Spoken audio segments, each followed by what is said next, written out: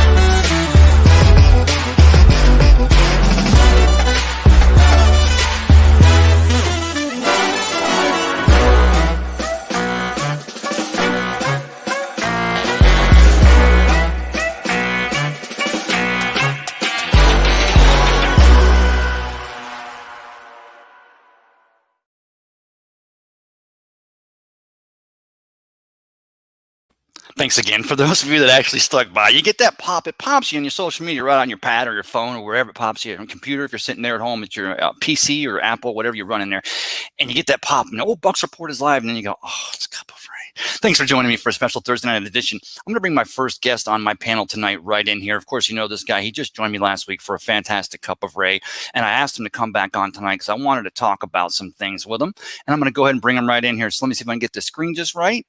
And bring in Mr. Johnny Dean, the professor. JP, how are you? How's it going, Ray? Fine. I teased everything with the Donovan Smith thing, but you and I were talking, and we've talked about this, and everybody's like, is it AB and Leonard Fournette? Is it Leonard Fournette or Antonio Brown? Who's the next free agent or the one that was with the team last year the Bucs have to sign? And there are still some other free agents, maybe not the marquee defensive or offensive players, but there's still a position there on the Buccaneers offense that we're quite thin at. And I'd like to know what you think Jason Light's thinking as far as addressing the backup quarterback issue. Oh, I think they've already got that solved in their head already. And they'll take care of it after they get the other stuff done. I really do. There's nobody's knocking the doors down for Blaine Gabbert right now, or Ryan Griffin for that matter. I mean, if they want a job, they'll come back. Which, again, it strikes me as funny, though, JD, because I know we can talk ad nauseum about a Josh Rosen or a Blaine Gabbert, and, of course, just Buccaneer quarterbacks in general. We go back in history. But you talk about a Blaine Gabbert. So he's had, 6 years now? 6 years, including his years with the Arizona Cardinals, now with the Buccaneers for 3. So I think it's 7 years in the Bruce Arians system. He's had 3 years under Byron Leftwich, or going into his third year. He's played a year behind Tom Brady. He was a first-round pick by the Jacksonville Jaguars 110 years ago. Sure, the guy's 31 years old, though. I mean, we're making a case for, obviously, Tom Brady going 43 years old in August, but we're still the best quarterback in the league. But you're talking about there's teams out there that are reaching for second and third-string quarterbacks. And you got a guy right here that you've got to think there's got to be some interest in the Blaine Gabbert camp, no? I don't know, man. When it comes to quarterbacks, dude, Ryan Griffith has stayed with the team for what, 5 years, 6 years, Six, 700 years, no, whatever. same I year, mean, 7 years, or 6 years, and then right because he's on the Saints yeah. practice squad and we saw So him. when it comes to the backups, I really have no clue. I kind of think maybe they're going to draft a late round quarterback somewhere along the line, but who knows? I'm pretty sure Blaine Gabbert's still going to be there because they love Blaine Gabbert. You know, they've been working with him for 2 years now. Why would they let him go now? You know? And it's not a knock on Ryan Griffin. Of course, we know Ryan Griffin. He's the guy that when Tom steps off the boat in the Super Bowl parade, there he steps off the boat, and Blaine Griffin grabs Tom right there and brings directs him right to a safe place. Of course, right by the media and all the fans that had assembled there in the harbor. And so and he calls him Griff. You know that there's a tight relationship there, and I'm not trying to say this is a desperation ploy for the Buccaneers to try to look for a quarterback, but talking about that, let's just say Tom Brady's, he's going to be given the Presidential Medal of Freedom or whatever, and he needs to take a week off. Maybe he just takes a week off because he needs to, for whatever reason. Let's just say it's for some, hypothetical. You're talking about people starting to push the narrative 16-0. Not you, not us. I'm just saying, although Peter Blake pointed out last night that I had said going into 2020 that 16-0 is possible, but you're talking about nobody, and you can't be looking at a first-year person in that position. You've got to have someone who has experience in that Bruce Arians, or I should say Byron Leftwich offensive system. That's how I feel. What do you feel? Dude, look at the mismatch they put together in 1 year and went to the Super Bowl and won it. You got to throw the rule book out, man. You can't base anything that these guys do on any prior history, because there is no prior history. We've never seen anything like this, man. We took a bunch of we brought Antonio Brown in his first game in week 9, and he balled out. Okay, we brought Leonard Fournette, who wasn't supposed to mesh at all. I had a problem meshing at first, and then he comes in and he's Super Bowl Lenny. Okay, the scorers in the Super Bowl were all free agents, so we can't development. These guys develop crazy fast. Tom Brady has such an influence on this team, man, that in the work ethic, everything comes together so fine with them. And your 100,000 staff member coaches there. And as far as that goes too, I expect Griffin to be a quarterback coach. He's never gonna start a football game. Well, and for me, the irony seems to be, again, maybe I'm just a little bit of an impartial. I can't be impartial on this. Is that you've got teams in the NFL, at least 10 or 15 teams. I can think of at least 5 off the top of my head that are stretching to try to get a quarterback. Or you got quarterbacks that are deciding to stay with their teams because it's just maybe next year with the cap going back up above north of 200 million, the payment will be there. But obviously, there's got to be quarterbacks out there that would love to come into this system for a year, that may want to increase their value or look to get better in the market. And I would argue that this is probably one of the top 5 systems in the NFL to get better in. First off, Blaine Gabbert's got this system down pat. It's not that easy a system to get down pat. Him and Brady have a year together. You're not going to rock that boat, man. And nobody's knocking Blaine Gabbert's door down and take him away. He's going to be a Buccaneer next year. The backup, I'm looking at these certain positions as, okay, these are going to be filled after we get our major contracts done. And that's how it's going to be done. I don't see Blaine Gabbert going anywhere unless they cut him.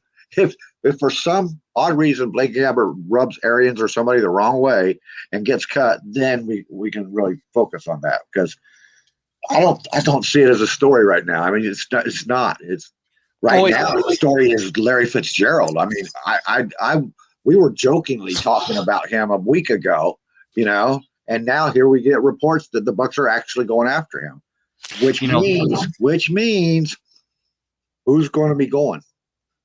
AB hasn't been signed yet. And I can honestly, if AB hit the market, there's only one place I can see him going, and that would be to Baltimore. Yeah. Miami, or no. There's a relationship with him in Baltimore, and not just because of his cousin or nephew or whatever Hollywood is, but because they actually tried to get him last year. Right. Well, and also, I mean, also you're talking about still depending on which way the Seattle Seahawks are going. I honestly believe if money weren't an object, I mean, if there I was a way think they could Seattle reward filled him. that spot right now. Well, I don't think they. I think they have a couple. I mean, they like the depth that the Buccaneers have at the wide receiver position. But you're talking about Larry, of course, Larry Fitzgerald, Hall of Famer. I mean, not even. I hate to even use the word first ballot with a player of Larry Fitzgerald's ilk and his career, but that one thing he doesn't have is that Super Bowl championship ring. And you guys, we talked about this. I talk about this on the daily with just about everyone who comes across, and we talk about the Bucks, and then like we've got the best staff. We've got the best coaching staff, and such a diverse and qualified and talented staff. And this team now has got a lot of these rookies and first and second. And this is what Donovan Smith talked about today. Of course, we're going to get to that in a little while because our own Joshua Cole Allen from Bucks Report was in that media press conference today with Donovan Smith.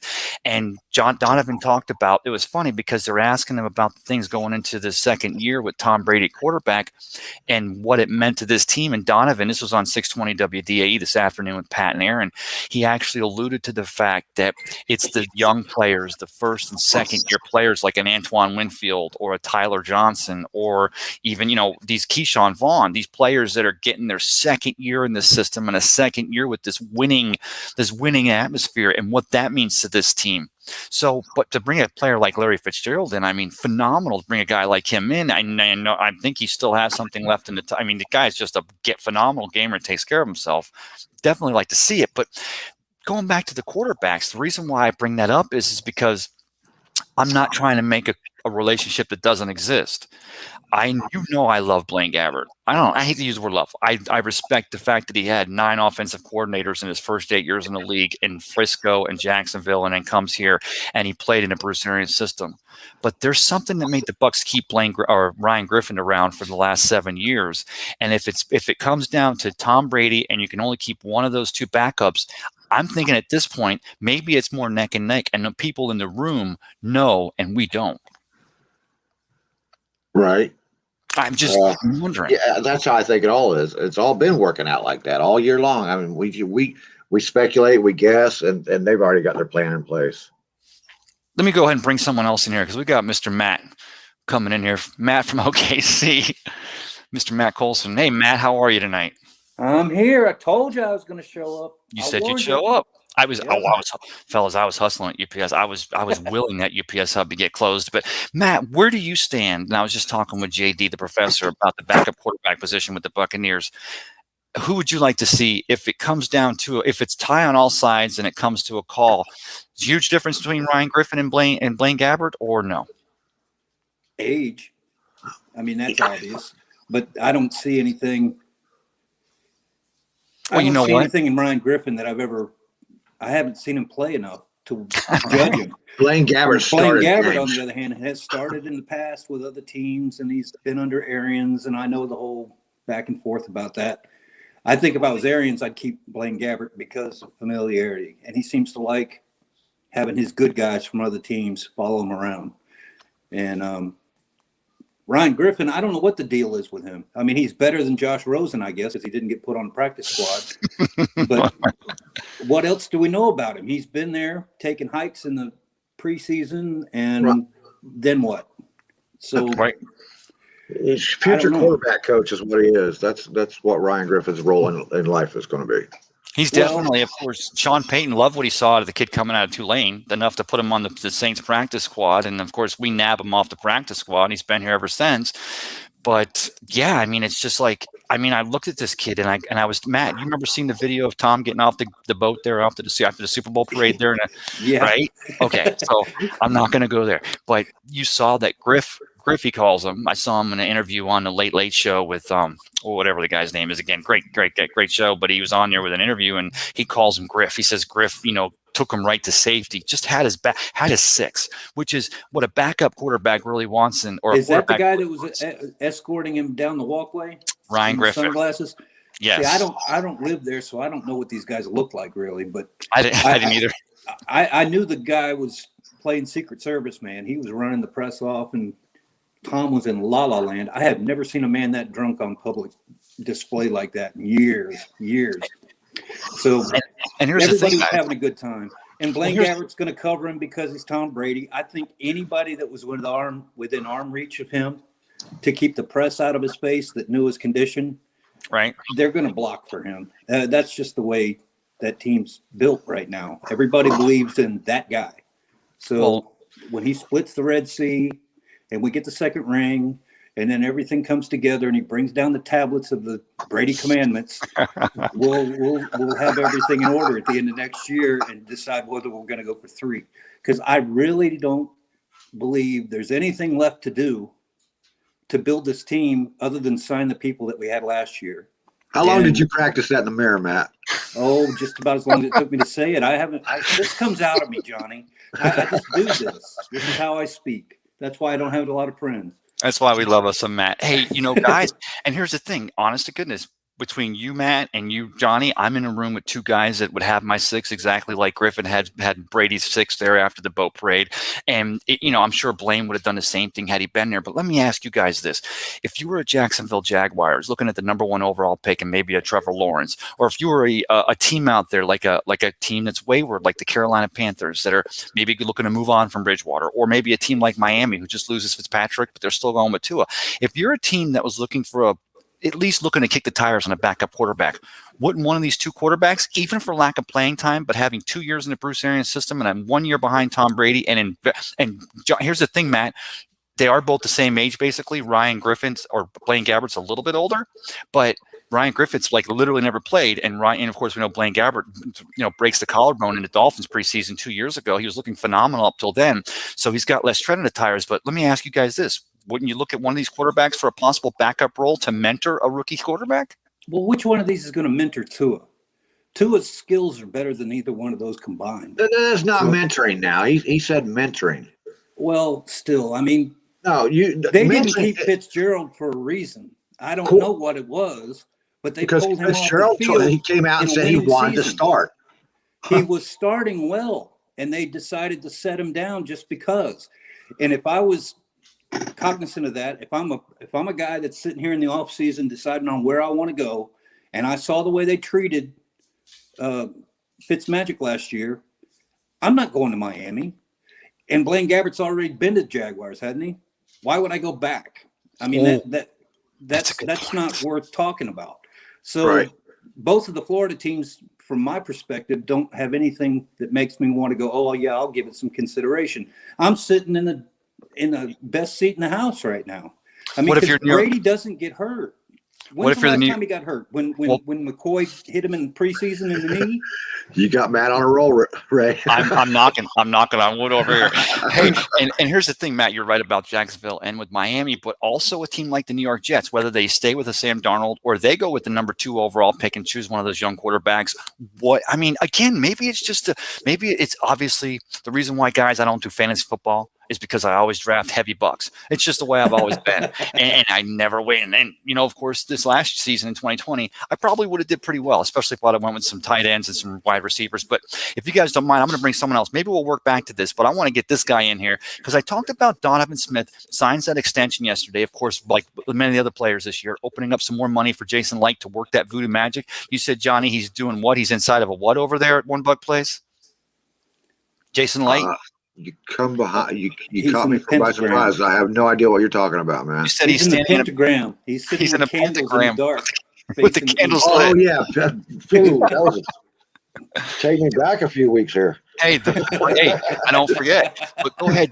This guy, one of the, I want to say it because I love it. This guy, literally at the moment, he's the hardest working writer at Bucks Report. He's also the host of the Audible show, and he was in that press conference today with Donovan Smith. Let me bring him on, ladies and gentlemen, Mr. Joshua Cole Allen. Joshua, how are you tonight? What's going on, guys? How we doing? We're good. We're doing it. Joshua, let me ask you this. I only heard the 620 WDAE interview with Donovan Smith. I did not get to listen. I know, but I was so busy today. I programmed 6 iPhones, and those iPhones are so proprietary. It took me an hour per phone just to program. And so I wasn't able to stay up to date on my Buccaneer stuff, even at my lunch hour. But Joshua, tell me, what was your biggest, before we even get to the question you were able to ask Donovan today, what was your biggest takeaway from today's press conference and at Donovan Smith? Because I thought I saw a new Donovan Smith. Tell me what you thought you saw. Yeah, pretty much. a guy who is happy to be here, happy to be back here, knows that while he played well, there's still a lot of work to be done. There's still a lot of growth for him to have, and there's still a lot of growth for this team. I like But that really Charlotte. excited. What happened? I don't know what that was. That sounded like Miss Taylor. Is she in there? Did she say something about she No, likes a shirt? no, no. But it's just the growth that that he has in this team still has left to do, and how happy he is to be back with this organization, where he started it. So it's gonna. Well, Joshua, great. he also he talks about the fact that even and we know that the entire NFL was dealing with a virtual NFL in 2020, but he talks about how even in the virtual practices, he was working on new stances. And he talks about the fact that is it Victor, the offensive line coach, that he was working with and working on new stances. But I love what I saw today in Donovan Smith, and you guys all. Matt, did you see the interview? I know Jay did because JD No. did. He sent it to me. I read an article about it, but I didn't watch it. You I read sent that it to article? you too, Matt. He read that article on Bucks Report, though, bucksreport.com. Yeah, So I love you, read. Matt. I But- don't watch a lot of videos all day long, Johnny. Well, Joshua, you talked about, and I talked about what I see. It's going on his 7th year, 6 years in the league. At Donovan Smith, whose biggest thing was always his best ability was his availability. Of course, he's played 96 of 98 games since coming out of Penn State. He's been a solid rock at left tackle, but some would say at times he got a little bit taken by some of the defensive linemen, especially from the New Orleans Saints. But he talks about how Tom Brady calls the game like he wants to call it. If he wants to take a 20-step drop, he's going to take a 20-step drop. If he wants to take a 5-step drop, he takes a 5-step drop. But what I heard today was a Donovan Smith that sounded like he had a new lease on life, not only with the extension, but the fact that he was able to play phenomenally in 2020. Absolutely, and you saw, and that's pretty much what I asked him about. And I have the audio if you would like me to play it, but that's pretty much what we saw last year. We saw a guy who struggled kind of in the beginning of the year and really starting to get his feet underneath of him. And then after that bye week, he was just a rock solid stud to the tune of only allowing 3 pressures the entire rest of the way up until the Super Bowl. Phenomenal. I want to say something about what Ray just said when Donovan Smith was talking about that 5-step drop and the 2-step drop and all that stuff. Yes. When I heard that, all I heard in my head was Jameis Winston. You were messing me over. Yeah, It's happening, and it's okay. and that's why he slapped Jameis Winston's the ball out of his hand that one time, because he was trying to tell him, get rid of the damn ball. Exactly. I mean, we can't block for all afternoon. We got to be able to, 1, 2, 3, see you. You guys, and that's something that Brady does very well. That Jameis still won't. Yeah, when that came out of his mouth, first thing I heard was shots fired. Well, listen, Yeah, here we go. I'm going to tell you my angle on this, but let me first of all bring this guy in. He's the host of From the Cheap Seats and as well as What's Cooking in the South. And of course, you guys know him as Mr. Rick Hughes. Rick, how are you doing tonight? Hey guys, how y'all doing? What do you know him as? The man. Wow. The man. The producer. The producer. So let me just say this, though, guys. I know what you said, JD. I heard shots fired. But more importantly, when Donovan said that, when he said that if Tom Brady wants a 20-step drop, he's going to take a 20-step drop. If he wants a 5-step drop, he's going to take a 5-step drop. You know what I heard is that Donovan Smith, for the first time in his professional career, was playing with a leader at the quarterback position. Not so much a Jameis that wanted to be a leader, but somebody who was actually being the leader of that offense. Yeah, he's playing with somebody dependable and did what they said they were going to do, Yeah, and somebody who understands football. I mean, Donovan Smith, from the beginning of the year, actually, since he's been with the Buccaneers until midseason this year, was junk, absolute junk. He was guaranteed a yellow flag 3 times a game. And then all of a sudden he turned into something. And it's because he got the confidence and he started to understand the offense the way Brady was doing it. And he got technique taught to him somehow or another. Blake Anthony used to. You just described Tom Brady's greatest asset. Great, Yes. yeah. As you just put it perfectly, and he does that with everybody around him. I think I think you just put it perfectly, Matt. Well, I just think the guy that signed the contract, if he comes back next year the way he was at the end of this year and not pull Doug Martin, and now I got paid, so I'll just do what I want. I don't think he's that character. I hope he's not. That's the one thing that I'm hesitant about. He already got paid. He's got a longer history of being not good than he does of being good. Well, guys, and Rick, was that you, Rick, that made that point that he'd already actually signed that extension, so he was already getting that money. But what I say, if you guys remember back with Donovan Smith, again, you guys know I've always affectionately referred to him as Jameis Winston's backside dance partner. But how many times we know that he, and Matt, you pointed out, great point, that he was good for 3 flags a game, at least 2 on average. But how many times would you see Donovan, when he did catch a good block and he held his guy off, but he was holding a guy who was reaching over him to try to get to a Jameis Winston who was not able to read the defense and was holding on to that ball too long, whereas with a quick release quarterback, suddenly you realize that this guy's actually got some talent. I would love to see the split between the season where Jameis was suspended and they had Fitzmagic in there and see what his numbers and what his penalties and his passing. Yeah, I'd be curious to that too, because can I kind of throw something in here? Do it, Rick. Look, something else is it's not just Donovan Smith that was good for 3 penalties per game. There were people jumping off sides. There were holding penalties. There was all kinds of lack of discipline that happened all around. It was on both sides of the line. It wasn't just Donovan Smith. There was stuff going on all over the place.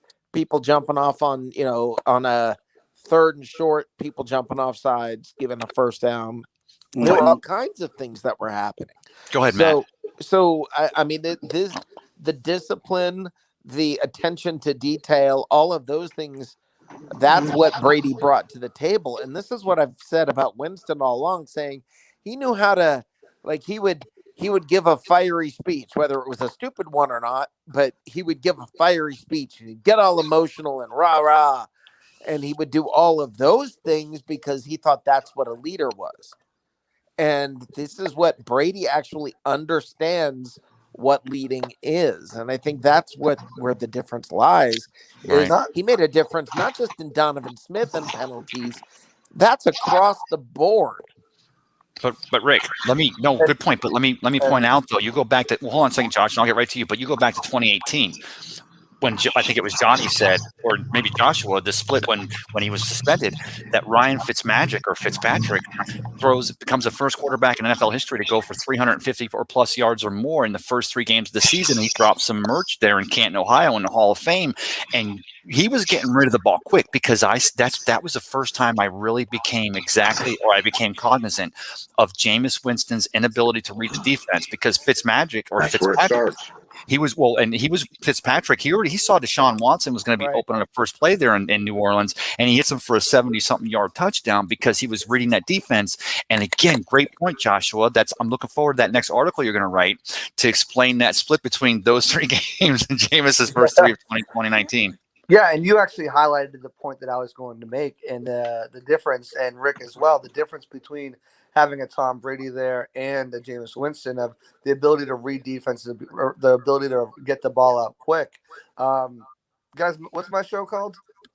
The Audible.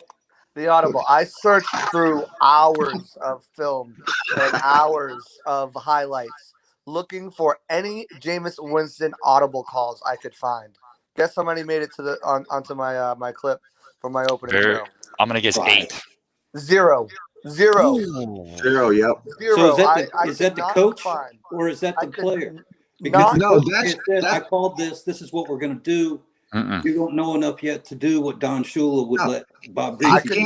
You can't call an audible. I could not find one clip of Jameis Winston being able to call an audible at the line and resetting the line, and he just would come up he'd point out the mic sometimes, and that was it.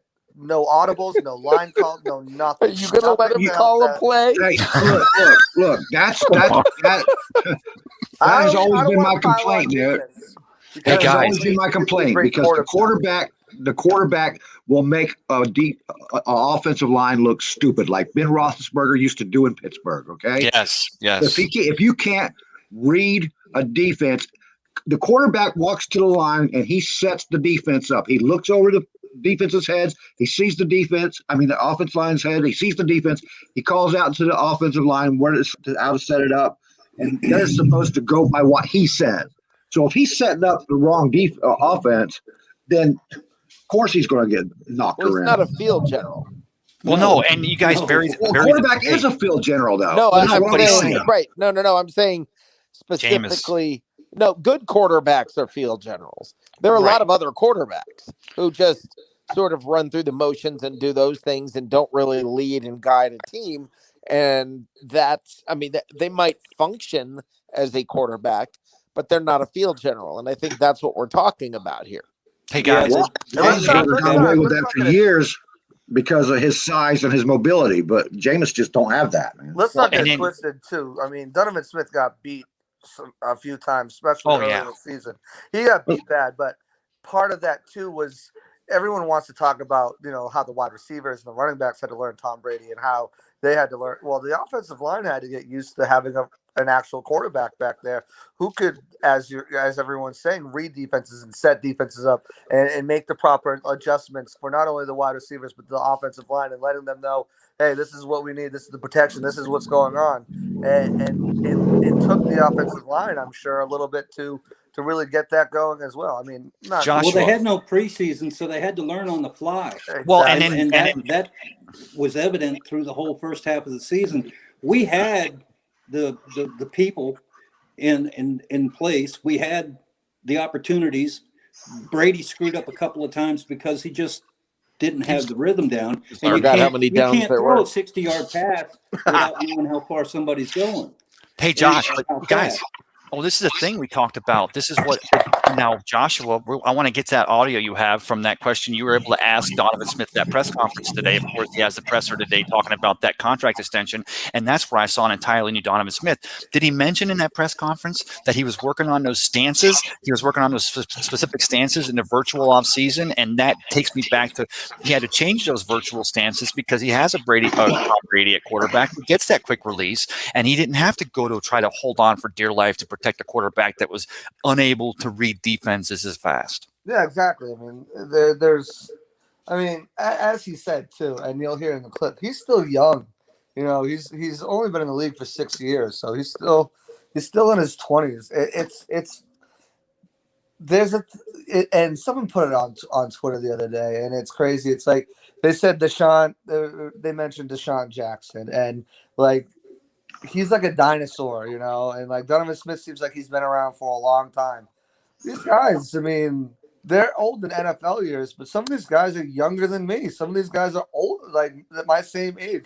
I think Deshaun Jackson might actually be younger than me. So it's crazy to like when you put those in terms of perspective, because you think, wow, this guy's been around the league. You think he'd get it by now, and then come to find out, Deshaun Jackson's a year older than me. Well, it's crazy. Is 20 years. Wait till it feels like then. You'd be talking about the guy's 20, and you're sitting there going, I can hardly take a crap in the morning. I hear you, Rick. I can't believe this guy's still in the league. Well, you make a great point. Donovan Smith, he seems like he's like the veteran, because you guys remember you talked about Donovan getting beat, and we saw him get beat, but you remember, not for lack of trying, but he's only 27 years old. But how spoiled were we that, again, Jason Light in a brilliant move last year. Of course, I think it almost like he fell to him, guys. But gosh, I would not have seen us wanting to go a different route. He drafts Tristan Wirfs there in the first round. So you take what used to be a kind of a weakness when in Santana over on the right side at right tackle and fortify that line, and all of a sudden the offensive line, bury the lead, becomes one of the strong points of your entire offense. And people are so busy looking at the specialty positions. Yeah, and nobody knows who Tristan Wirfs is outside of Tampa. That's crazy. The sad part. That's crazy. The team has so many premier players on it that people know. I mean, Brady and Gronk and AB and whatever. But the nuts and bolts that really put the team together, that made it become something, is the Tristan Wirfs and the no-name secondary that everybody wants to trash. And they don't know what the hell they're looking at. Josh, it's crazy. Right? Well, Josh, let me ask you a question, Josh, because you're our consummate Patriots guy. You know New England. You know Tom Brady better than any of the five of us. How many on average over Brady's 19? Let's not say 19 years, but let's say the 10 best years in New England. New England's 10 best years, 6 Super Bowls victories. On average, how many offensive linemen would the Patriots put into the Pro Bowl each year? Not On many. average.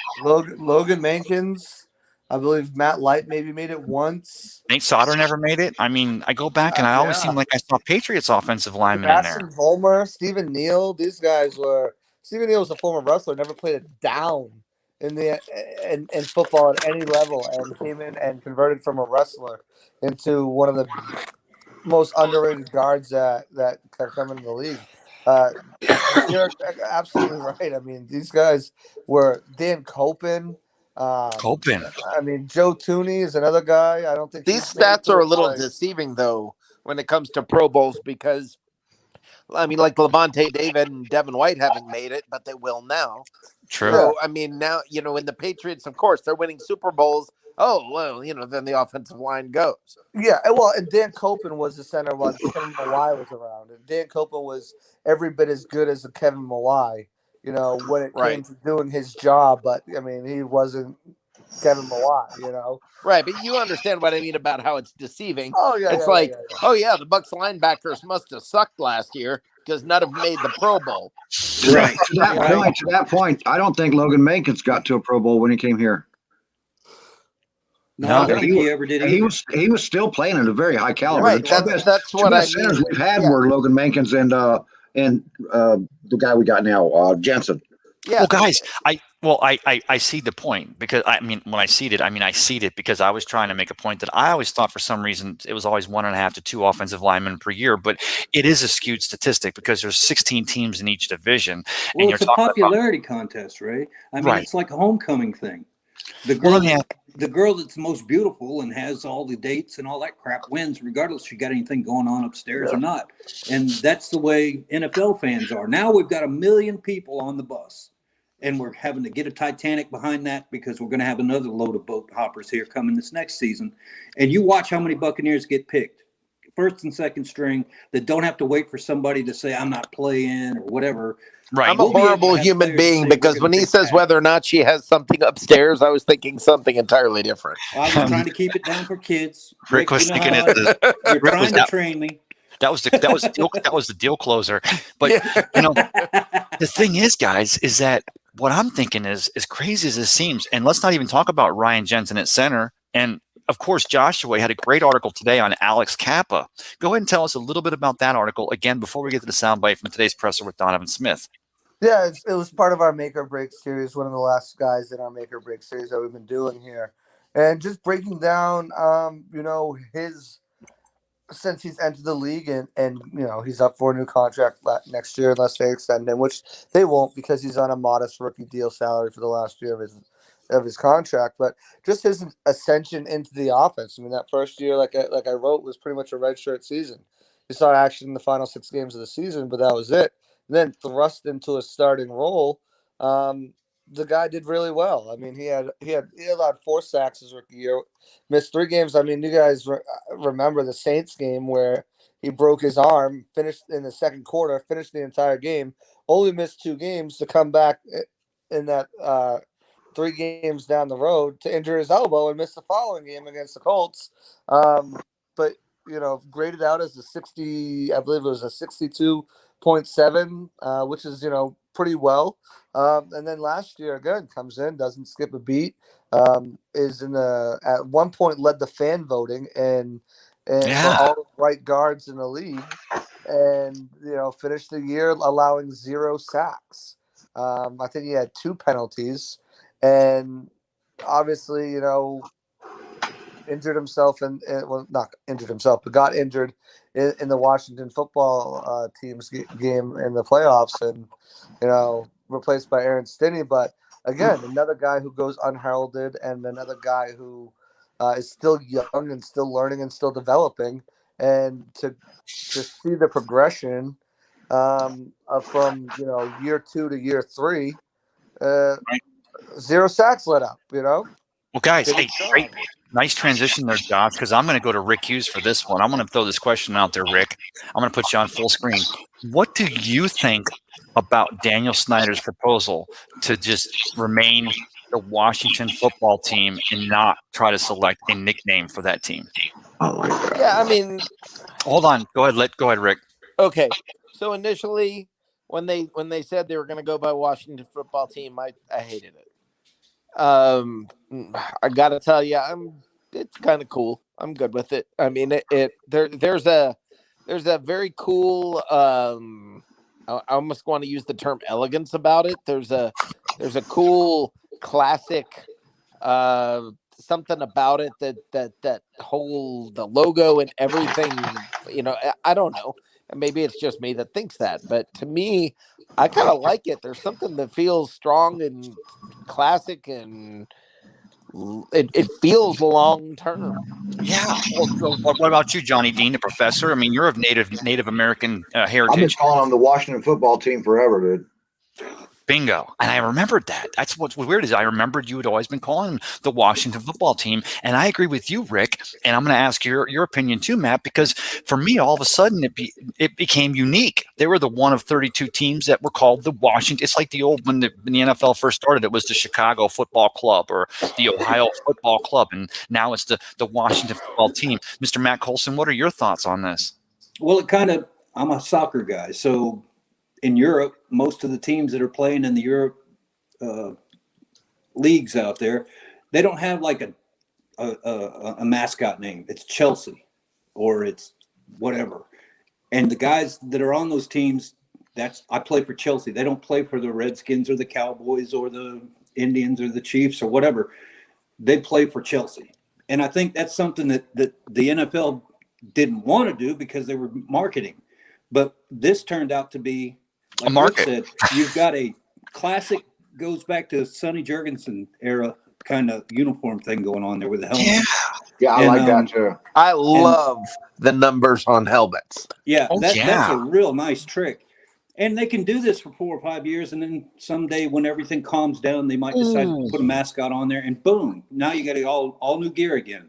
Joshua, what do you think? That's where they're making tons of money. Rebrand. Like the Bucks might bring those alarm clock numbers back. Yeah, no. They can bring back the orange. No. You know, they're trying to get the show burnt down, man. No, but you guys, okay, panel question. I've got my Doug Williams throwback. I love my creamsicle Doug Williams. And it's still, he was the first, and TB's going to probably be the last because this number might get retired by the time this is all said and done.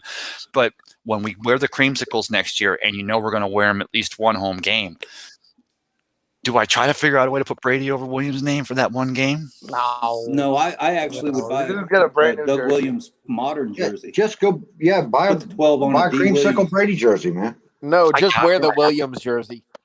That's a great point, Rick. No, that's a great point. Now, let me, you guys know how abusive I am to our commenters, which is what this show is all about. Is we're out here, not only us having a great time talking, but also all of our Bucks fans here on Bucks Report. So I'm going to read the first one, and I'm going to go around the robin. We're going to go just in order on the screen: Johnny, then Matt, then Rick, and then Joshua. So I'm going to read the first comment, or if you guys don't mind, follow my suit. So Mr. Harry Dabbs says, "What's poppin'?" So go ahead, Matt. You've got Mr. Christopher Cole, or I'm sorry, Johnny Dean, Christopher Cole. Sweet. I thought there wasn't any shows tonight. We got you covered. I called this. Hey, can I ask you guys real quick, whose favorite show is? Am I the only person in this panel? Joshua, you don't count because you're way too young. Magnum PI was my favorite show at one point, and to this day, it still is of all. Really? Hated it. You too, JD? Tell me why, Matt. Why'd you hate Magnum PI? He looked like a porn star. I hated that show. You look like Ron Jeremy. That's what he's getting at. Yeah. Ron Jeremy that's a throwback to Ray's old mustache. Yeah. Wait, who? Ron Jeremy? I'm totally kidding. Or the other stuff that he has done lately, the Chicago Blue or whatever it is that Tom Selleck's in now. No, it's NYPD. No, it's Blue Blood. Blue Bloods. Blue Bloods. That's what it is. That's a pretty decent show. And then White Dove was good before that too. Well, I don't know about that. And he wasn't very good in the movies, so no. Magnum was not my gig. All right, Matt, this next one's your comment to read. What's this I hear about Fitzgerald might be coming to Tampa? Well, that's an interesting discussion. And I think, if anybody cares, Please. I think the Arians would like to have him here to give him the opportunity to get the goal before he goes home and retires.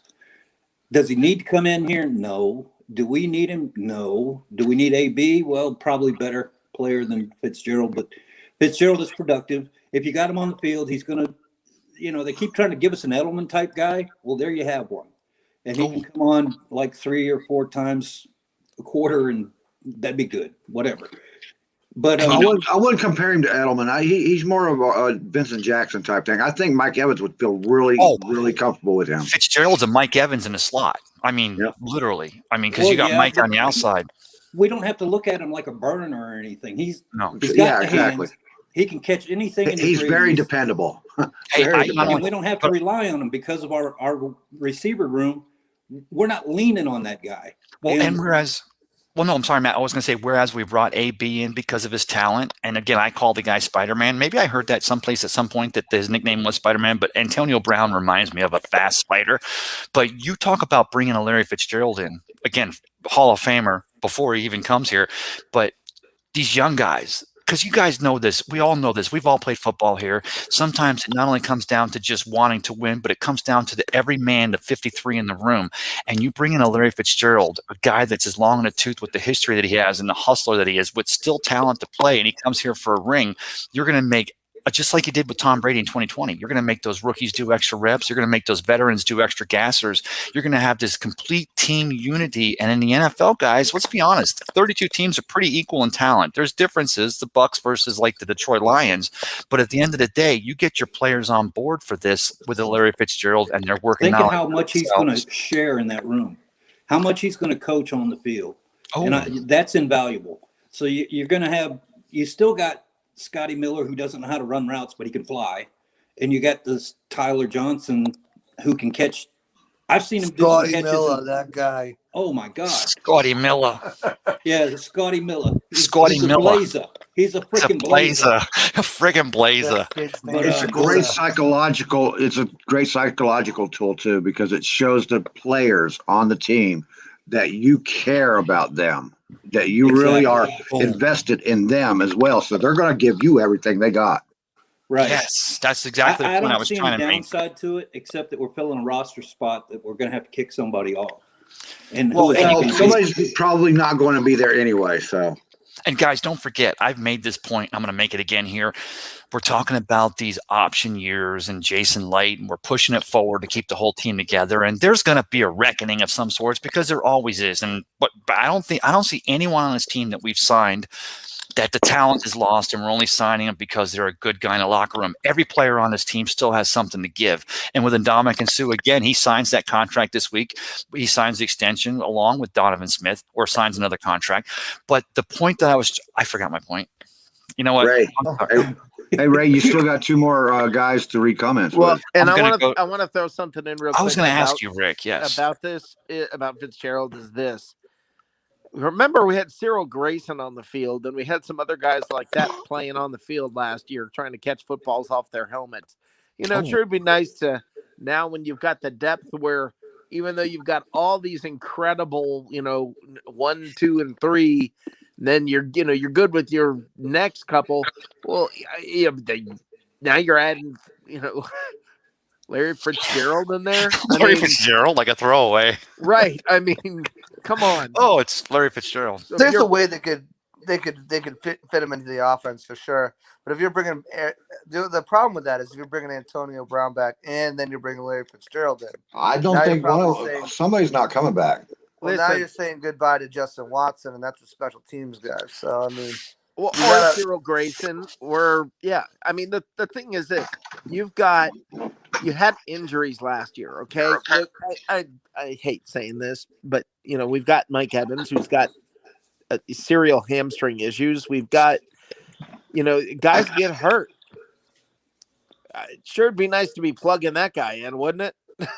Yeah.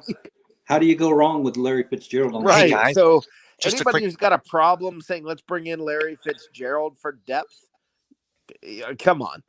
It's a hell of a lot better option than all this nonsense about getting McCoy to come back to retire here. Bingo, Right. Matt, stop right there. You read that comment and you dropped the knowledge in the front and you just mic dropped on the backside. All right, Mr. Rick, this one's yours. Hi, everyone. Okay, sorry. Joshua, go That ahead. was awesome. Hit me with some knowledge, DC. A Josh. lot of players are knocking on our door now. Hey guys, let me ask you this. If we get to a point where so many players are coming here to get a shot at I'm not going to say to get one, but to get a shot at a ring and to be in a Super Bowl. And everything's virtual these days, where it used to be just you went to Canton and it was a copper bust. And if the player was phenomenal or part of a phenomenal organization, maybe there were some pictures along with it. But still, but you're going to a virtual world where now you walk into a Canton Hall of Fame and you can have videos and highlights playing and stuff, or maybe they're wearing the virtual goggles. Will Larry Fitzgerald, will Tom Brady, will these players not have at some point in their repertoire when they make that Hall of Fame their time spent in Tampa Bay? Should a Larry Fitzgerald come here and play for the Buccaneers? So for me, with this comment, it's how do I put this? The Patriots had talented teams, but there was never a talented a team like this Buccaneers team. They're returning all of their starters on defense. They're returning potentially all of their starters on offense. The Patriots always had one or two spots because Bill would move on from players when they got big money and bring in a veteran guy who would take less money to come in and try to go for a championship. Any players, look at the roster up and down. Where is there one of these veteran guys who are going to take less money to join the team besides a Larry Fitzgerald or an Antonio Brown in that third wide receiver spot? There's not a spot. You're looking at a guy coming in to maybe be a situational edge rusher, whether it be on a linebacking role or maybe a guy who's going to come in What on about the running back? defensive line. Well, running back's another one, and that's where I think it's Leonard Fournette, or you draft a guy, or you bring it in. I don't think there's a guy on there that you're going to bring in here that's a veteran. Obviously Adrian Peterson wants to come play here, and you heard about maybe Giovanni Bernard or Duke Johnson or Rex Burkhead, and now that James White's back in New England, but those guys aren't move the needle veteran type guys who are, as Ray said, possibly going into Canton or have had all pro careers. There's no spot for any of those guys on here unless they want to be a backup. Maybe Josh, Ryan Kerrigan or an Everson Griffin or Justin Houston. Hey, 5 minutes ago, literally 5 minutes ago, the narrative was J.J. Watt might want to come here for a ring, and then everybody kind of went a little bit. Yeah, like, but wow. He was going to take the place of Will Golston. You would cut Will Golston to take that spot. There's no guy like that. Well, he ends up taking a pretty not like a mic dropping contract, but he takes a decent contract to go out there to Arizona. Pretty mic dropping contract for him. Yeah, for him definitely. Go ahead. So I'm back to me. So I'm going to read this comment. Mr. Christopher Cole says, Jeremiah Hafner, hi. Jeremiah's in the house. Okay, go ahead to you, Mr. Johnny Dean. Ray, I got about like 10 minutes left. Yeah, I'm torn here, Ray, because I have a question for Joshua too. Go ahead. Let me get this off. I'll catch him before he leaves. I'll get back to comments, but Joshua first. Johnny, ask your question, but then I want to get that Donovan Smith audio from today's press conference. All right, Josh, man, yes, you sir. keep talking about AB, and I know that the Ravens have reached out to the Bucs on multiple occasions trying to get to talk to AB. So this turnaround with Larry Fitzgerald, that just popped up, man.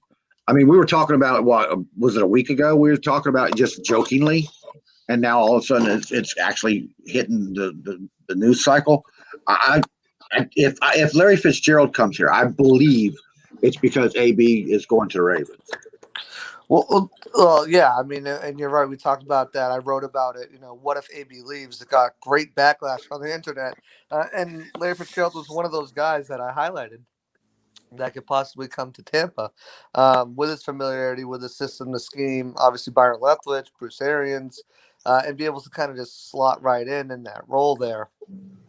AB, I think the Ravens are definitely a strong option. I think he's got other options. The Packers, again, like I talked about, the Packers potentially.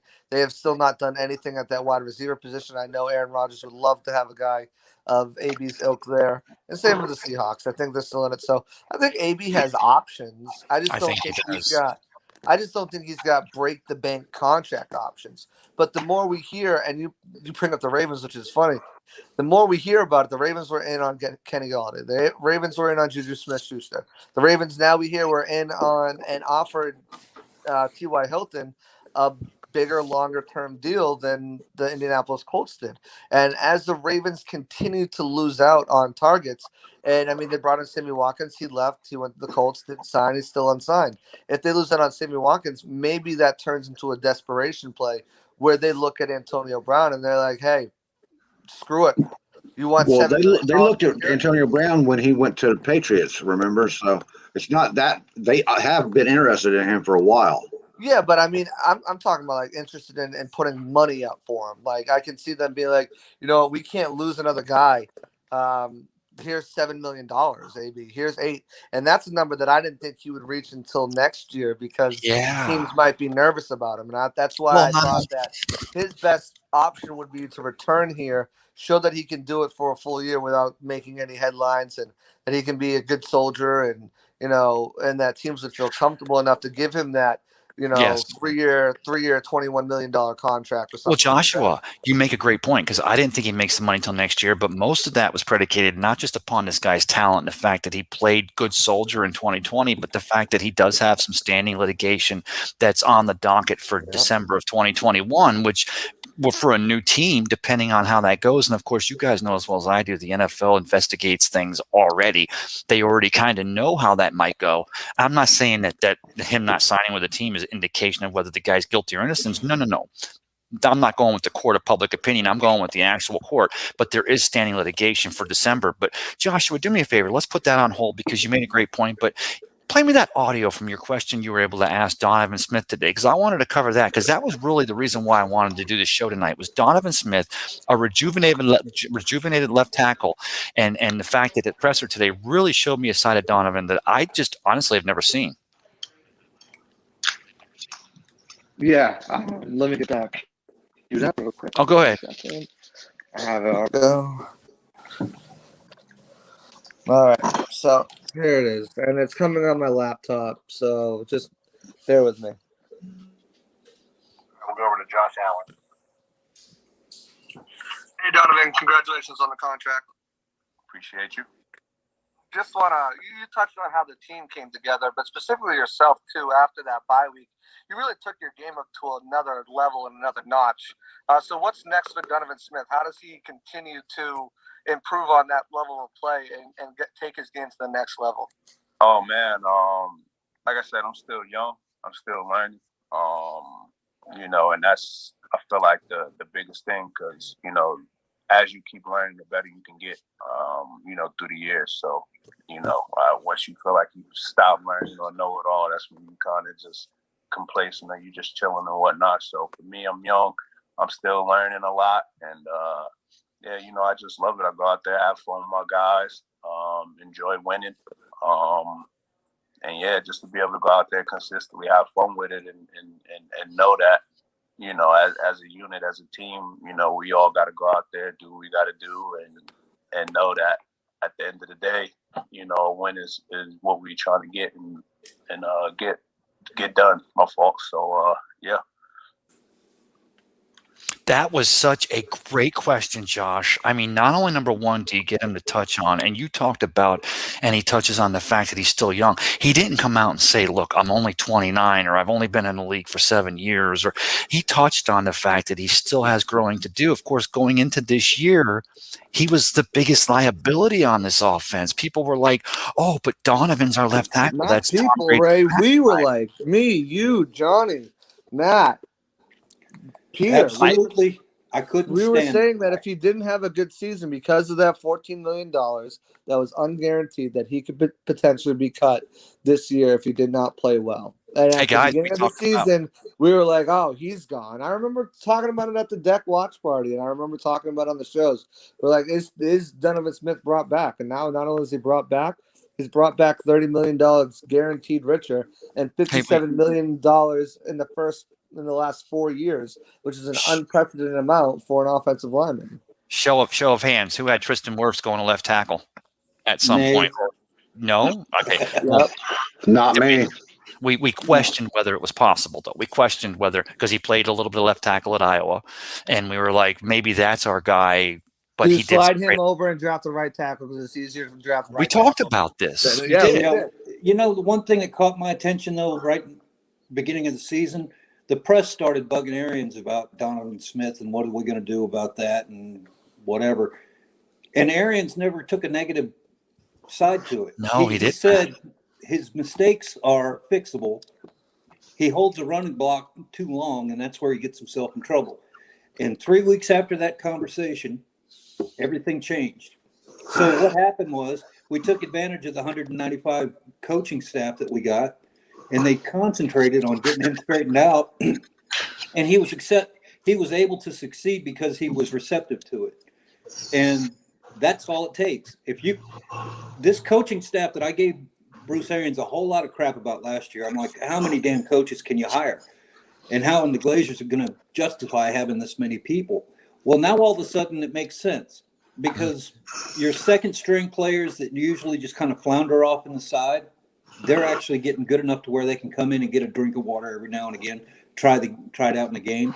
And you see somebody like Donovan Smith go from being on Blake Anthony's hit list every week on his film studies to somebody who's actually a statistical high point that you want to highlight when you talk about the Buccaneers. That just doesn't happen. So the structure of this team administratively is so much different than everybody else in the league. You watch what happens over the next 3 to 4 years. You're going to see teams get rid of this one head coach kind of thing and go for this wide, broad base so that everybody is on an equal playing field. This is something that the league's going to take over and do, I believe, in the next 2 or 3 years, where it's going to be normal. And that's going to bring a great equalizer across the screen or across the whole league because everybody's going to be able to do what Bruce Arians is doing down here. Now, I have another question for you, Josh, but Johnny, you're being awfully quiet. Do you have something to put in here?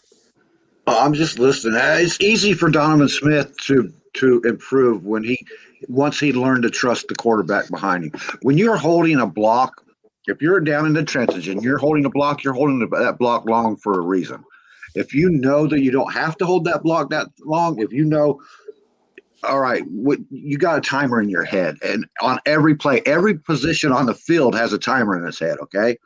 And you know, I got to hold this for at least 3 seconds, 4 seconds, 5 seconds, whatever. And if you know your time is set with your quarterback, you can do whatever you want to do. If you don't trust that quarterback, you have to hold it a little longer, a little bit longer. We've had that with a lot of quarterbacks in the league. Johnny, Ben Roethlisberger jumps out at you, man. Ben Roethlisberger was one of the worst. Oh, but doesn't that kind of apply with all 11 guys on the offense and then the 11 guys on the defensive side? If they don't have that trust in anybody, we're talking about offensive line. I mean, if you look at, remember how bad everybody said badly ranked the Pittsburgh Steelers offensive line was? Once Arians went in there and straightened Ben Roethlisberger out, that same offensive line, they didn't change people, that same offensive line became one of the best. Bingo. Nice drop in knowledge. Joshua, let me ask you one more question. I know you got to go. First of all, I'm going to get with you where we can find you and talk about some upcoming articles you got coming out. But any other takeaway that we haven't talked about or glaring thing that came out of Donovan Smith's we'll be brief. I know you got to go, but anything else you took away from? I just think that we're going to see – I think that what we saw last year after that bye week in those last 8 games of the season – coming in, and obviously, you know, as many times as you can mention, it's a Super Bowl win for the Buccaneers, is going to pick right up. And I think that I don't think we've seen the peak of Donovan Smith's game. I think that he can get better. He acknowledged he can get better. And another year with Tom Brady and another year with this offensive line as a full unit intact, I think we're going to see that. Not only Yes. that, too, OJ Howard, I think, will play a huge role in his improvement as well. I keep bringing this up, but it's because Bruce said it himself. Last year, he wanted to do a lot more 12 personnel, and if you get a guy like OJ Howard to stay healthy and stay back, especially in run blocking and being able to chip those guys, have both of those two great blocking tight ends on both sides of those tackles, it's going to make Donovan Smith look even better. Guys, I remember in the playoffs, saw it down late in the season, but especially in the playoffs, there was a Donovan Smith downfield blocking sighting, guys, and that made me excited. I'm looking forward to it coming here. Joshua, tell us where we can find you, or any articles are coming out, or when we're going to get the Audible back on the air. Yeah, so you guys can follow me on Twitter at Joshua_C_Allen. All news, updates, Bucks report articles, breaking news, anything Buccaneers related. I'm pretty much posting it. That's what my Twitter timeline has become. Is all Bucks all the time. Just do some AMAs, ask me anything, and feel free to always shoot me a question on there. I'll always take the time to respond and answer it. The Audible's coming back soon. I'm ready for it. I just need to get StreamYard up. Waiting on confirmation for a couple of my guests that are coming on. A couple good guys, some Buccaneers, current Buccaneers players will be making their way onto the show soon. Other than that, I'll have articles out. I'll have another article out tomorrow on this Donovan Smith press conference. I'll have another article out about Bruce Arians winning an award, one that he probably should have won this year through the AP, but didn't. So I'll have an article about that. Nice. And just more stuff. I have a mock draft out. If you haven't checked that out, go check that out. Roast me, toast me, burn me, whatever you want to do on it. And I'll be talking to a lot of these college players tomorrow. And Josh, what's the name of that show again? Prospects. What's the name of that show again? At the Audible. That ain't what it's called. What's it really called? The Audible, all right? Yeah. There we go. Yeah. Hey, Josh, let me ask you. There's a few guys that have been linked and that I've linked, specifically my mock drafts. Michael Carter, Javonte Williams. I'll be talking to them. Potential quarterback, Zach Wilson, who the Buccaneers will never get. But I'll be talking to all these guys tomorrow. And, kind of picking their brains and figuring out, especially some of these other players like BYU tight end Matt Bushman, tight end from Boston College Hunter Long. See if they've had any linebacker Isaiah McDuffie. You guys probably know who these people are, but see if they have any contact with the Buccaneers yet, and kind of detailing their draft prospects, their draft, detailing, their scouting reports and potentially their fits with this Buccaneers team. Question, so guys. look for those articles as well.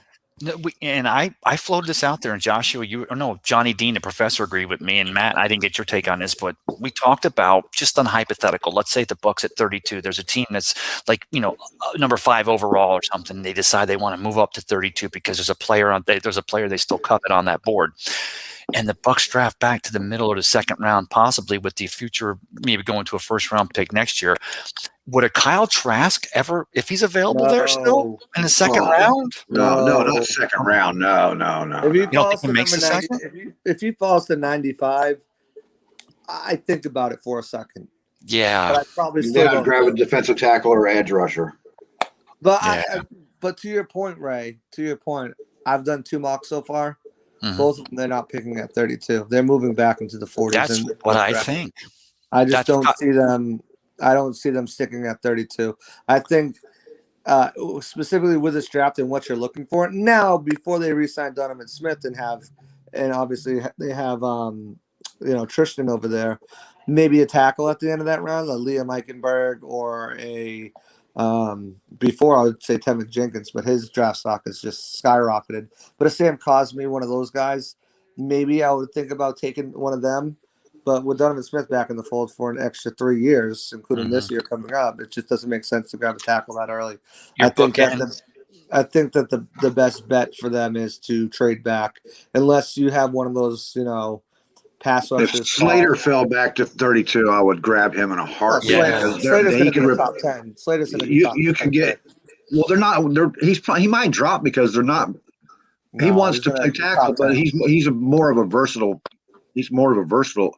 He plays guard, he plays center, he plays tackle, he plays it Well, all. Man. Oh, He that's won't there. get And past the Chargers. He won't get Well, past to- the Chargers. I know. I said if he's dropped to 3. To go I to know your that point, ain't going to happen. Johnny, One guy though, I could see Elijah Vera Tucker. If he starts to slip a little bit, I could see them grabbing him. Maybe even trade up for him with the uncertainty with Alex Kappa. I think he's going to be a heck of a guard at the next level. They might even look at a guy like Wyatt Davis at guard right there. So, well, guys, unless they currently have a player on this roster that we just don't know that they have the ability, and maybe they've worked a little over at the Advent Health Facility, One Buck Place at center. I would also pose the question that the versatility is the thing that maybe makes him interesting, but he won't be there at 32. But a possible that Jason Light looks to draft at center, but Humboldt State, Kappa, Marpet, how he likes his. That's why I said Slater, because I think he plays better at center than he does the other positions, but he's still a great player. All of them. Yeah, and versatile. there's a couple of guys there. Creed Humphrey from Oklahoma State, Landon Dickerson. Those are two guys that they might take a look at 32 for center, but it all depends. I think Jensen gets locked up for the next couple of years, similar to what Smith got. Smith did. Jensen's getting a little long in the tooth, and we also need somebody to get behind him that we can slide in there. I don't want to move Marpet over there again. Should we need to in 2021? No, they definitely need a backup. Whether they take one in the draft, or they look at a guy like James Ferentz, who's got experience with Tom Brady, or maybe even one of the players for the Chiefs last year with the Daniel Kilgore. I see it probably more if they don't take one in the draft, they're going to grab one of these older guys like they did with an AQ Shipley. But they definitely need someone back there that can play center, because as of right now, they don't have a guy. When's the last time we had a bug draftee at center? I mean, Logan Mankins and Jensen, but who did we draft at a center? Randy Grimes? Was it Randy Grimes? Did we draft? It might have been, man. It might have been. Oh, that's a long time ago. Ain't it? That's a while. So, hey, the biggest Johnny, name that's jumping out, and it was on the screen, is Quinn Marinez from Wisconsin Whitewater. He's been shooting up the draft boards. They'll probably have to trade back to get him from the first round in the second round. I don't think he even lasts to pick 65. He was a third projected as a late round pick. The strong Senior Bowl and Pro Day turned him into what looks to be like a mid-second round pick. He could be the second center off the board after Creed Humphreys. But after that, there's some project guys, a Mike Minette, Trey Hill from Ohio State. There's a couple other guys, a Jimmy Morrissey from Pitt, who's a late round prospect. Joshua. Drake Jackson from Kentucky. Joshua, let me cut you off there, because I want to tell the people out there that are watching right now, and I'm just impressed myself. If you guys are at all impressed with the knowledge that this kid has and the depth that which he goes to with knowing these positions and these mock draft and all, stay tuned here at Bucks Report, because just like the Buccaneers in 2020 and then to 2021, we're going to continue getting better. And I don't want you to drop any more knowledge, but I will tell you, Joshua, I'm looking so forward to your next article on those players. And you specified in that Kappa article today, it's not just players that signed an extension or a one-year deal. These are players that are on the last year of a contract, and you're looking to possibly get re-signed to play in the future with the Buccaneers.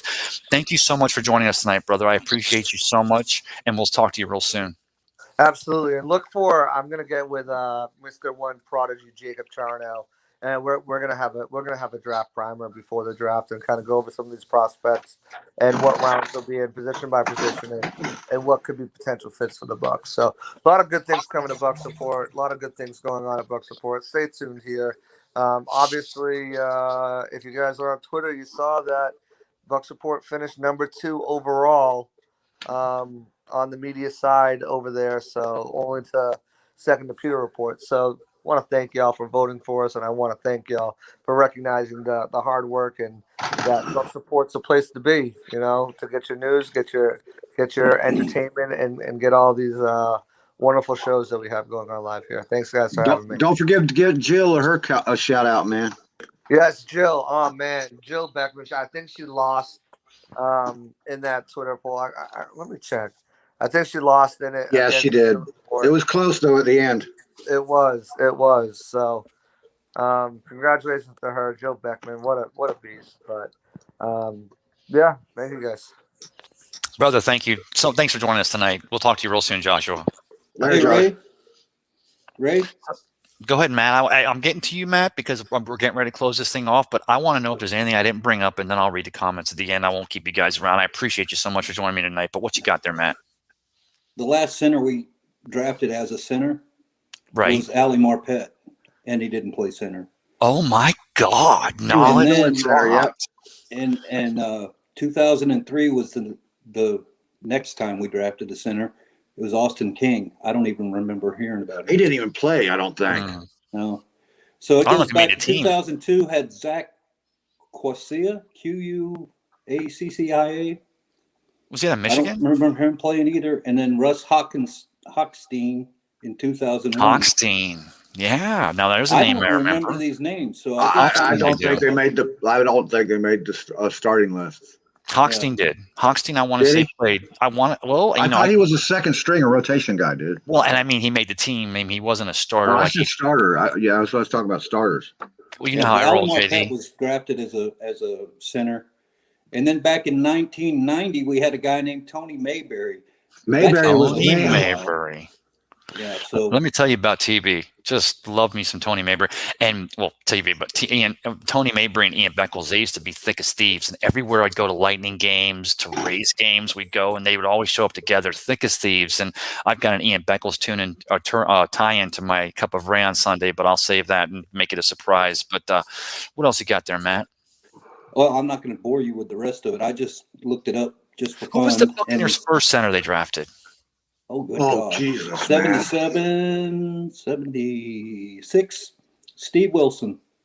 Boom. Was he drafted or was he a handout? That's a draft. I'm looking at draft picks. Okay. Going back to every That's a year. surprise.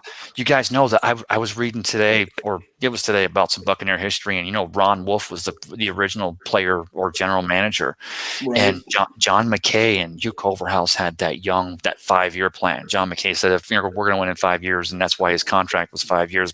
And of course they dropped the mic in '79 and go from worst to first and win the NFC and go to the championship game. But they pushed Ron. They took advantage of the strike. They actually played well during the strike. And that's how we ended up in the playoffs. Well, guys, so many of the other teams, they didn't have any effort put forth except to just put people on the field because they had to. So, Matt, I'm going to ask you, I'm going to put some low-hanging fruit out there. December 11th, 1977, the Bucs get their first victory against, what was it, 77 or 78? Ooh, I think it was 78. One was the Cardinals and the other one was the Saints. I don't remember who was home away. It was the Saints. And, you know, I read an article today. It was one of the players was talking about, actually, it was Jack Harris. Jack Harris was the voice of the Buccaneers at the time. And he's talking about the airplanes landing. The airplane, they were, the entire team was standing up the entire flight from Louisiana back home after that first victory in Louisiana Superdome versus Archie Manning and those Saints. And the captain on the airplane comes on board and says, "Ladies and gentlemen, I need you to please sit down. We're going to land now." Jack Harris said nobody sat down. They all stayed standing, drinking. He said they were all drunk. And he said it's the first and only time in his life he's ever been on a plane where nobody sat down for the landing at TIA. How's that for a great little story? That's the benefit of having a chartered flight. So that plane's gotten the Bucs in a lot of trouble, man. If you tried that nonsense. What kind of trouble there, JD? Bo Jackson. Oh God, don't even go there. 86, forget about it. You know, Bo Jackson, he wasn't the only. You know, he was drafted and then redrafted, but it was after the Bucs. Of course, the Bucs take him first in 86. Well, he told them that they don't draft me because I'm not coming for you. Yeah, I'm coming. I'll go play baseball, he said. And can you blame the guy? I mean, Hugh Culverhouse ruined him. Completely did that on purpose. Put him on that plane. He knew exactly what the rules were. If he didn't know, there were 15 people around him screaming in his ear, "You can't do that." And I wish I could say that Hugh Culverhouse is being a genius to not let him play baseball because he was protecting him to come here and take care of him. But guys, I think maybe I'm the only one in here, but I think you guys both agree with me. He still drafts him number 1 overall, and he knew he'd never play it down here because it would save him the money that he wouldn't have to pay a first-round draft pick. Absolutely. I 100% agree with you, man. Hugh Culverhouse was the dirtiest rat there ever was. Well, there's a couple, but Hugh Culverhouse was a dirty rat. Go ahead, Matt. But you got to give the man credit if you're on the other side of the coin. He bought a team for $16 million, never had a winning season tradition going on, and he sold it, what, 1997 or whatever it was, for 200 and some odd million. I mean, Yeah. you can't buy real estate that performs that well. Well, and So- his wife was a professional tennis player or semi-professional, Gay Culverhouse, and Hugh was never a personable person. Here's a guy that was a tax attorney. He was well known at a very high-end 5-star restaurant that I knew a guy that was a maitre d' there. Malios. He'd bring his women with him and leave Gay at home. Was it Malios or Columbia? I'm not going to answer that. Okay. Might have been Malios. Playing politically correct. The stadium revenue is what he gained money on. It wasn't even a team. It was the stadium revenue. He was getting. But he had it all figured out. The guy was making money. We never lost money as a team. Most profitable franchise in the NFL at the time. Because the stadium was used from everything from rock concerts like Led Zeppelin to everything else. That's why. I saw Pink Floyd Led Zeppelin didn't do much. They played 2 songs. And I was at that concert. I saw a girl get her head bit because of that crap. I saw the Who at the old Big Sombrero. I saw the Who, but to be honest with you, I don't remember the concert very much. When I saw the Who, it was a similar situation, except in Cincinnati, they had a riot, or not a riot, but they opened up one set of doors around the whole Coliseum, and everybody tried to rush it, and people got killed. What was the first song they sang? Huh? What was the first song they opened with? I don't even remember, man. I don't remember. I remember the stage opened, Matt, and a large gold ball came out and went into the audience, and it was Pinball Wizard. They opened with Pinball Wizard. That was awesome. No. I saw them on the tour where they did Eminence Front. Oh, yes. So I think that was, I can't remember the damn name of the tour, but that was when they were I had to throw that out there, man. They were also at the end of their career. When you think about the Who, they were started in 1966. Who? The Who. They played at Woodstock, Johnny. Are you there? Do you guys? I'm actually after 11 o'clock, but I want to read these comments. Do you guys got 1 second in case there's a comment we want to get to? I got hours, man. I'll be fast. All right, so let's run this thing. Well, I'm going to read the first one. JD, you read the next one, and then Matt, you read the third one. Okay. Troy Martin says these 3 free agents that scored in the Super Bowl just happened that way. They went scoring all season like that. So I agree with that. Go ahead, you do it. Go ahead, Johnny. Thank you for having me, Paul. Hugs and waves. Why do I get all these great ones, man? I can't respond to them. Hello, go ahead, everyone. Man. Hello. All right. Go ahead, Johnny. If Najee Harris, this is the one I wanted. If Najee Harris and Travis Etienne are sitting there at 32, who are you going with and why? Travis Etienne is so good at as far as Najee Harris goes, I've got a bad take on him. For people are going to hate me for this, but remember Trent Richardson? Yeah. Okay, I haven't seen anything come out of Alabama that wasn't a system down to a pat. If you don't run their system, you don't get what you think you're getting. Wait a minute. What about Ryan Henry? Travis Henry. Wait, Derrick Henry.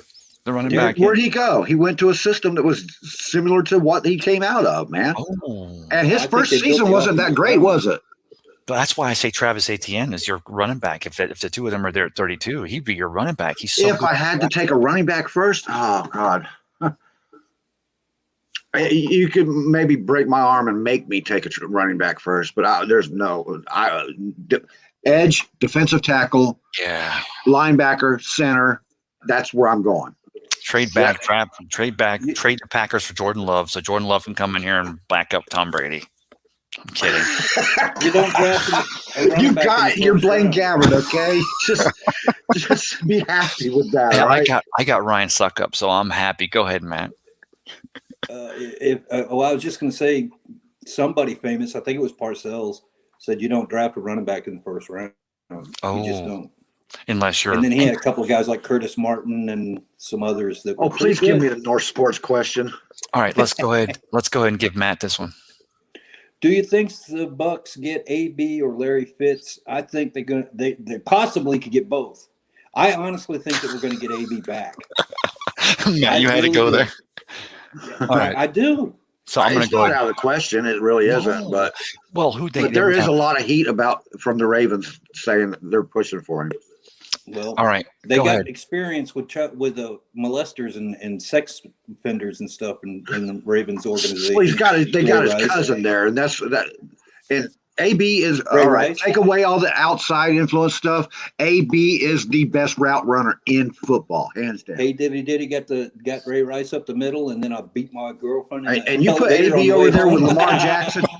You put AB over there, Lamar Jackson, that tight end, and Hollywood, and then they got some weapons to work with. Well, you guys, you make a good point there, Johnny. I'll just go ahead and say this because they talk about Lamar Jackson trying to mature as a quarterback and get to where he's not pulling it down to run it because he's such a talented player. And He has to pull it down to run it right now because everybody is loading up against the run. Because they don't have an AB. They don't have. They have two people to worry about in pass protection. Okay, that's simply covered. So then they load up against the run, and he has to become the extra running back. That's why he's had 2,000-yard seasons running in a row. They got to get him another weapon. They got to get him a real threat out there. Johnny, They know that. That's why they've been all in on these wide receivers. Go ahead, Johnny. You read this one. Probably fits. He will be cheaper, plus his leadership and familiarity with coaches and playbook and his run blocking is exactly what BA loves. And that's a fact. That's true. But I think there's more to it because Coach Arians loves to take people and teach them to be coaches. He loves to build that coaching tree of his. And Fitz is right there. Go ahead, Matt, this one's yours because you read the first one that referred to this comment. I like them both, but I think what is his name? Etienne. Ability to make someone miss in space is what we need, but Harris is more of a physical runner. You know what? We have a guy that's a shifty, quick, cut guy. His The name's victim of Rojo. volume. Victim of And volume. then we have the Fournette truck that if we don't get him to come back, we need to replace the physical side. I don't like Rojo. I don't care what Mr. Blake says or whatever. Rojo just doesn't fit to me. But for us to have a horse that you can put in there, a Clydesdale, he's just going to blow through it. That run that he had where he was blocked up on the guard and he rolled all the way out to the edge and then made a touchdown, that was all stop like. I haven't seen that in years. I jumped up off my damn couch and nobody was here to see it. That looked like Eric. Remember Eric Rett? Because Eric Rett would always lean in. Used to do that too. Yeah. Right. Eric Rett was a physical runner, but then you'd give him a little space on the outside and he could actually run like a galloping horse. I mean, literally. I'm going to read this one. And then we had Pittman was a bulldog. Michael Pittman. Yeah. Those Michael are always Pittman. the ones I look for. I don't like these slasher guys. I think they're candy. But Eric Hardnett says Jaden Williams for California. Ben Cornett says someone is creeping on you guys in the background. I don't know about that. Johnny Dean, go ahead and read this one real quick, please. And if a NFL player said regarding the O-line, if you can't block for the greatest quarterback in history, you don't deserve to be in the league. That's a mic drop.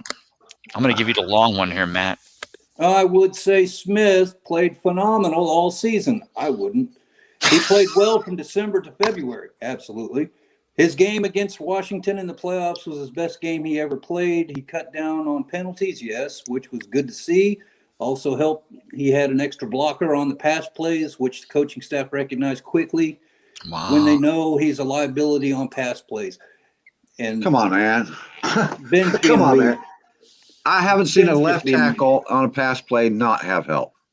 Not against the best lineman, defensive lineman in the league. They brought in Gronk for a reason. Yes. And there was help, and Brait was over on Worth's side helping over there too. And you had running backs and wide receivers helping out there. That means absolutely nothing, dude. It happens all the time. Who was the left tackle for the Jaguars? Tony Baselli. He was the last one I remember used to go one-on-one with anybody, and you could not beat that guy. And of course, probably one of the best players in Jacksonville Jaguars. Well, yeah, they take the one-on-ones, but you load up on the left side. That's why you always have help over there. You no left tackle in the world is going to take 3-on-1s.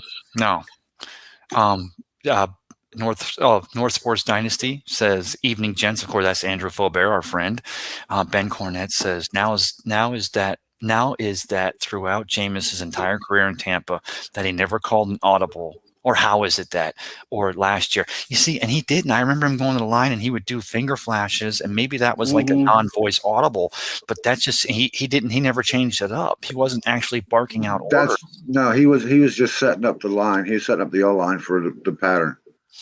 All right, who wants this one? It's a long one. Go ahead, Johnny. It's your turn. Oh, great. I get what you're saying. Seeing this, Matt, you should respond to this. Go ahead, Matt. He's addressing it to you. Do this one. All right, I get what you're saying. Before Brady came along, the team was awful, and where were an afterthought around the NFL media. So it shouldn't be a surprise that when Brady came here, he brought the attention span of the national media with him. Duh. Yet it can be unfair sometimes, but that's just the reality of it. Wirfs is great, but he's not a household name. He will be. I guarantee you, he will be. That guy's got talent, and we hit on that one like a home run. I didn't know who he was, but you never heard about him all season long.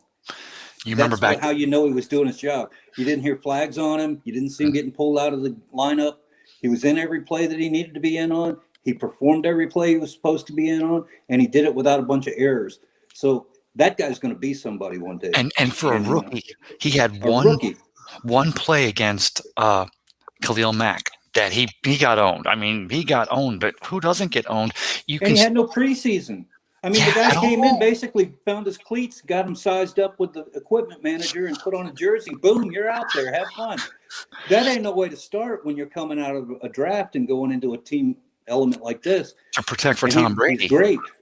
I might take that opposite approach here and say that he won't be a household name because the better you are, the less you're talked about. Oh. On the offensive line, if you're good, you're not talked about. Although he's such a sweetheart. That's what I was saying. You didn't hear anybody talking about him all year long. He wasn't a glaring defect. It was Donovan at the beginning of the year where even Troy Aikman would say, Donovan Smith has got some work to do, and he's got to hold a block better than that. But you never heard anybody talk about Wirfs.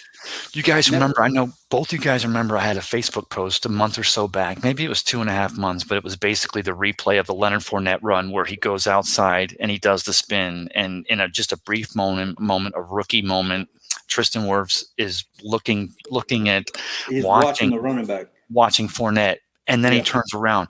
And I get what you're saying, JD, because the better you perform, usually the quieter it is, but they recognize you. But Tristan Wirfs will be handing out pancakes next year, and he won't, maybe not a household name, but he'll be known more than he may be now. He was downfield, though, wasn't he? He was in the secondary. Did you just come up with his new nickname?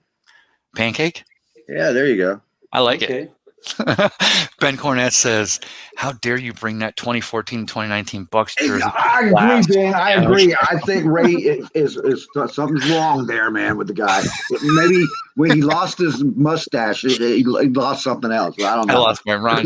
They put so much into that effort into that jersey uniform. They talked about putting reflective tape piping on it so it looked good in the dark. Remember? And when you sat at a game at Raymond James Stadium, and I remember quite a few games, but specifically I was on the west side for that Oakland game 3 or 4 years ago where they went to overtime and Derek Carr drives them down the field.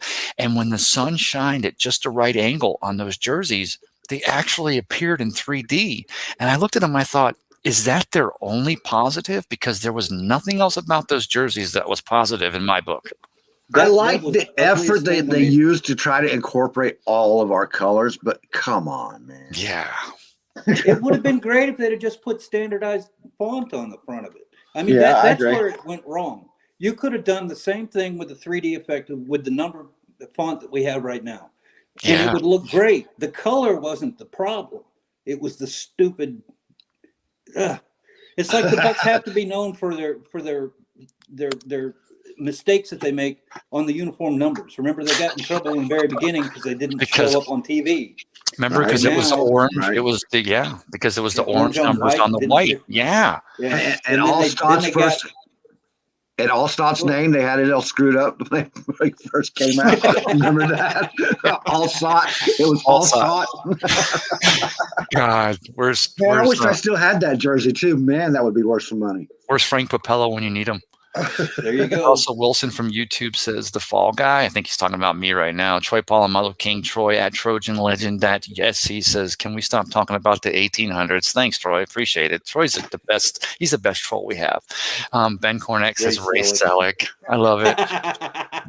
Russell says greatest American hero. That was a great show, guys. Did you like that one? For a minute. Yeah. For a minute. It was good till it got old. How did that pop up when we were talking about Tom Selleck, though? Because he was talking about dated shows from the 80s or 90s, I think. Yeah, that's the same thing as the Cup of Magnum. Cup of Magnum. That actually sounds like a Ron Jeremy movie. Yeah, it does, doesn't it? Ray might have a cup of Magnum in them cups once in a while. You don't know.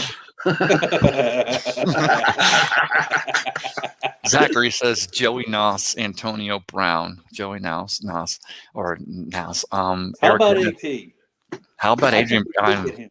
I'd love to If- see AP there if we lost Fournette. I think Yeah. we wouldn't lose a step. We wouldn't lose a step. Is AP still not signed? I don't No. believe so. Not yet. Wow. And it's He because he's he AP. said he would like to come here, and I don't blame him, man. I mean, If- Rick brought it up. He got 4 or 5 yards of carry in Detroit. He had Detroit. 0.3 yards Ryan more than and Carter. Fournette in the same games in the same amount of games. And I think, tell me if I'm wrong. I'm not saying the guy's phenomenal at blocking, but I've seen him pick up a blitzing linebacker or a blitzing, defender. He's maybe not going to be your first priority for him, but to get those, But he's big enough to stop somebody. Oh, I he's mean, got the guy's a brick. Yeah, You see him around Oklahoma City in the offseason sometimes. He looks like really? Pittman, man. Have you seen Pittman? Yeah, he You've does. seen Pittman, right? Since he got Yes. into bodybuilding, professional bodybuilding, Hank. and he looks like Fournette looks like him or Herschel Walker. Talk about a physical beast. They look Herschel like Walker. this. They look like that, don't they? No. Herschel Walker was still fighting Thanks, MMA Matt. last year. Yeah, Herschel Walker's a freak. My favorite was Earl Campbell, but Oh, the poor guy can't walk now, though. the guy's got a lot of problems. He's actually bipolar, and he's done a bunch of some videos for people that have mental disabilities and stuff like that. You would never think that he was scared to death. Every time he went out on the field, he was Earl scared of the Campbell? crowd, and he had anxiety issues through his whole career. God Crazy. bless. He I'm was not such making a that up. beast. It came right out of his mouth. So Yeah. I was talking. Anyway. I was reading Buccaneer history today, which when I have free time, it's literally all I knew. Call me a loser, but I love it. But back in back before the Bucks draft Doug Williams in '78, but when the Bucks take Ricky Bell instead of Tony Dorsett late that rookie season, Ricky Bell's struggling here because he's getting basically it's after 11, his ass handed to him week in and week out. And Tony Dorsett had over 1,000 yards with the Dallas Cowboys, and the Tampa Bay, the Tampa Bay fans were over there booing about the selection and all. And of course, Ricky Bell never won a championship and never maybe did a lot of great things. And some would try to make an argument to have him in there. Maybe it would be more of a sentimental pick than anything else, but it wasn't the poor guy's fault that the former U.S. running back. Did you see his stats, man, when he played? Come on, man. I mean, he can't help but he had the bone cancer, dude. He lost it quick, and also he can't help that he had the Buccaneers. I thought I froze, but he had the Buccaneers who were on that 5-year plan, blocking for him, especially early on when that first couple of years we had nothing but the 5th string cast-offs for the team anyway. So I got nothing but love for Ricky, man. Ricky was a beast. Selman's was Spurrier. And the only reason people like Spurrier is because he came from Florida. So Ron Wolf drafts Leroy Selman. He goes and signs Richard Batman Woods. He drafts Mark Cotney, or he signed him. Ron Wolf did all this, but the reason why John McKay drives Ron Wolf out of here, one, John McKay wanted to run this show, and we knew it when he came from USC. When Culverhouse, who was enamored with him, brings him in here, the Hall of Fame, college coach, but he runs Ron Wolf out of here because Ron Wolf, in a stretch, went out for Steve Spurrier to bring him in here, when at the time one can argue it was Spurrier or Gary Huff. And I think Spurrier would have. And who was the quarterback you guys named last night on What's Cooking in the South? Or night before, because I looked that guy up today. His last name begins with an Randy Hedberg. And I didn't realize that it was so terrible. I started doing some research on him, and I'm like, and again, do you blame the player or the team? But I'm like, wow. Well, I tell you what, I went to one game where he was put in. I think it was the 3rd or 4th preseason game, and he took who was drafted with him. He ran back 35 yards backwards because he couldn't.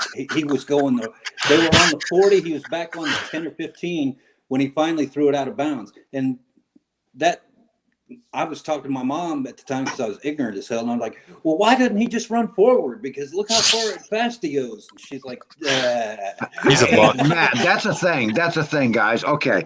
Do you remember, and we don't see it that much these days, so it don't irritate us as much, but when we were younger, when those older games, everybody did that crap. It used to irritate the crap of it. Man, I would watch a game, and it don't matter who it was. It don't matter. They would run 50 yards backwards to try to get Fran Tarkenton ran 2 200 yards yards a frontwards. game. Archie Manning would run Yeah. around. Manning did the I same was thing. like, oh, would you guys just take the lane? Robbie Ebert would do the same thing. The guy over in New Orleans. I think I was still playing Pee Wee football and I knew better than to run backwards, man. You know, Bobby Ager 35 now. yards backwards is a big chunk of land, man. I tell you what. Just ask what's that guy, Patrick Mahomes? Is that his name? Yeah. He did a lot of running backwards this year. Yeah, Hey, he did. Johnny, read this one for me. I'm hearing rumblings of Julian Edelman wanting to reconnect with Brady in Florida by wanting to sign with the Bucks. And I read that earlier. I didn't look it up, but I think Julian done re-signed with the Patriots, man. He might have. I haven't heard about I him believe lately. I saw that today. I missed it. He could have, but again, when I had a little bit of time I had, I was doing Buccaneer history research, which blame me. I'd have to go back and look that up, but I think so. Go ahead and read this one for me there, Matt. All I know is the Bucks always suck before Brady. Well, yeah. For the most part. From On average, 97 to okay. 2002, I don't think they sucked. No. Julian Edelman signed a 2-year, $15.5 million contract with the Patriots, including $8 million. Yeah, I thought I saw that. Guaranteed.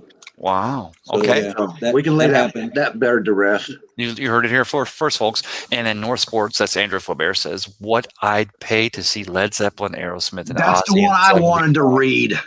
Oh, Johnny, go ahead and read it. North Andrew, you would not have wanted to be at that concert, brother. No, All I was a remember mess. was running from dogs and hiding and running and trying to get the hell out of there, man. It Well, was you like had- Selma, Alabama in there. I mean, they were throwing gas grenades and tear gun. Oh tear man, I gas saw a bombs. girl getting drugged by her head by a Rottweiler, man. It was like, Well, Johnny, oh crap, I'm out of here. You were riding dirty. So be honest, that's the reason why you were worried. Everybody was riding dirty. I had some boulder in me, buddy. Finish us off, Matt. One last comment. I don't like our traditional uniforms. Reminds me of an existence of pain, misery, sadness, laughing stock of the league. No, I guess he's talking about the creamsicles. I guess. You just had to live that, man. You can't look back on it and see what we feel. Well, guys, the pride that I got. We got in a Lexington, football Kentucky, team. Sitting in my place of work where my boss let me sit in the bar and watch the Buccaneers play Dallas in Lexington, Kentucky, because it was my home team in orange and versus all of blue. that. It was it might have been not the best team in the world, but we were in the damn playoffs. Dude, it was and my we were there first quick. love. Absolutely. Guys, it was my first love going to an afternoon game, and how rarely the Bucks played an afternoon game back in those days. But maybe it was a cloudy day, and you'd be over on the way to the Big Sombrero, and the lights would be on in the middle of the day, and you'd walk in, and the creamsicle with the winking pirate Bucko Bruce, and just the shiny. I'd never seen, and this is how in Rudy the father walks out and says, "These eyes have never seen anything so beautiful." I'd never seen anything so crisp and so clear as those Buccaneer uniforms. And you had two I'm gonna teams tell in you the what- league that had unique uniforms. One was I'm the gonna tell you what made Chargers me with happy. powder puff blue, and the Buccaneers with the creamsicle orange. There's two things that I thought you were done. All right. No, go ahead. There was two things that really, really endeared me to that creamsicle uniform. Number one, and first and foremost, I hated the Steelers. Okay. And when we were the fastest team at that time to go from worst to first. Okay. Yep.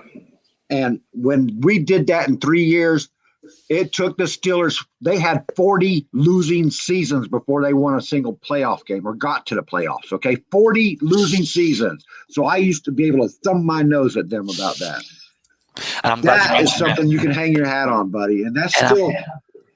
I'm glad you Go ahead. mentioned that. Well, I'm glad you mentioned that because the fact that the Steelers march every time they have a throwback game and they march those Bumblebee uniforms out will never, ever be able to convince me that the creamsicles and those Bucko Bruce OGs are anything as bad as those uniforms can be. No way. No, well, you're talking about one from the turn of the century when they had no color in the dyes, so they just had to put something out there, and one from the complete opposite of the 70s when they put the gay sombrero on the headgear. It wasn't gay. Here's a gay winking pirate with a feather in his mouth. Who'll be scared? But Matt, That was the only real drawback to that uniform was the wink. No, Matt, Yep. but Johnny, the moment Hardy Nickerson put that uniform on in '93, that winking Yep. pirate knocked the shit out of you. And I was Brantley okay did with a pretty good Wait a job minute, of wait that. a minute, Ray. Scott They didn't Brantley wait used to till knock the '93 to crap out of knock the people, crap too. out of you. Leroy Selman put that winking pirate on his head, and nobody wanted to mess with that. You guys know another Yeah, true Leroy story. was a big man. So John McKay was having a really bad day. He was really pissed off, and of course we knew that OG McKay was could have the bad temper, and he comes here and he actually yells at the team, if one more player comes to practice and doesn't know their plays, they're off the team. And the players are walking off the field. I wish I remember who it was. It might have been like Mark Cotney, because he seemed to be a character back in those days. But he's walking next to Leroy Selman, and they talk about going out that night to probably Malia's, Matt, and Leroy Selman turns to him and goes, I can't go out. I'm going to go home and study my plays. And he said that is how great of a human being Leroy Selman was and what he meant to this community. Of course, he's the original athletic director there at USF for the Bulls, but of course, just an incredible guy that the Selman family, Dewey, his brother, who also played here, but Leroy Selman, he was actually that kind of guy that he went home that night and studied the plays because he truly feared being even the first round pick overall for the Buccaneers in franchise history, Hall of Famer. He was worried that he could lose his job if he came to practice and didn't know those plays. Ray, I got a quiz. Here's either one of you, Matt, you or Ray. You can answer this. Between Leroy and Dewey, which one was the meanest and nastiest? Oh, Dewey. Absolutely. Leroy would step back. Yeah, he was. Leroy would step back and let Dewey do the dirty work. It's in his biography even. Dewey Selman was a mean. I've talked to Leroy, and I tell you what, I was terrified to talk to Dewey. He had that eye. He had that lazy eye, though. I mean, his eye was a little. So you're like, he give you that look, man, and you just like want to pee yourself, man. That's what I just did. Here in Oklahoma that Lucius, the oldest.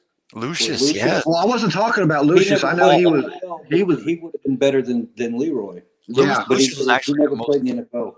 He was they said that he was actually the most naturally gifted of the three. But of course, Dewey, they both. Yeah, he was already a legend there before Leroy came in. Yeah, bingo. Yeah, he was a coach at Oklahoma University for a long time.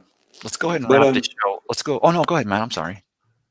I was just going to say, you can go today into any of the pubs and whatnot. People of our age, general. Because you're there in Oklahoma, Matt. What am I talking about? You know more than anybody. The people around here talk about Leroy Selman like he was a god. The whole Selman family.